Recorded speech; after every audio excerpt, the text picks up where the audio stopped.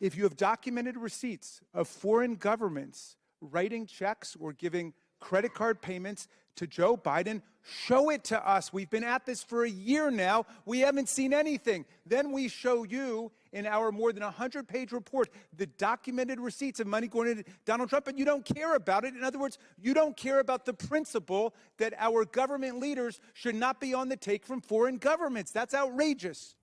Amidst House Republicans' as yet utterly unproven and undemonstrated claims of President Joe Biden taking illicit funds, again, which they accuse he was doing not when he was president, to be clear.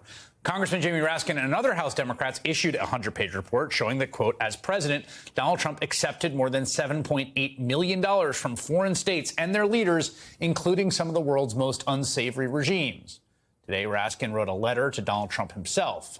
Please, sir, quote, immediately return to the American people the $7,886,072 we know you've accepted from foreign governments in violation of the U.S. Constitution's Foreign Emoluments Clause. Joining me now is Congressman Jamie Raskin, Democrat of Maryland, and the ranking member on the Oversight Committee. Congressman, we played that clip of Trump asked about it at the sort of campaign rally he did in coordination with Fox. And I mean, he doesn't deny it, right? Like, this is not, I don't think the facts are in dispute here. I don't think anyone disputes the facts as documented in your report. No, he was bragging about it. His narcissism always interferes with his legal defenses. But he openly embraced it and said he did a lot for that money. And indeed, he did. If you read our report, you will see how he basically killed an investigation and sanctions against ICBC, the Chinese state-owned company that was renting space from him and paying him lots and lots of money, hundreds of thousands of dollars. You know, everybody knows the way he covered up for the homicidal crown prince of Saudi Arabia, who also was spending hundreds of thousands of dollars a year at Trump's hotels, golf courses, and so on. And, of course, the big payoff came later with the $2 billion to his son-in-law, to Jared Kushner.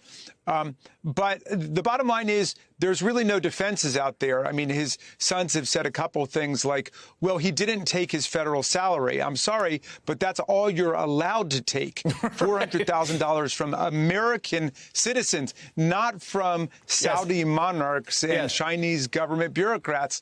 You know, you can't take money from United Arab Emirates and Kuwait and Qatar and all of the countries that we enumerate in our report. We're talking about millions of dollars. So we want it back. He's not allowed to keep a dime of it without coming to Congress first. He never came to Congress, and they've been covering up for this for 7 years. And when we finally got the Supreme Court to rule for us and then the district court to do an order, we had 4 months of compliance before Chairman Comer shut it down, at least according to Trump's lawyers, who said he shut it down. We're getting now a mixed message on that. Maybe Trump's lawyers lied, in which case Chairman Comer should make it very clear that Mazars has to continue to comply. In any event, we know of $7.8 million that belongs to the American people and not in Donald Trump's pockets.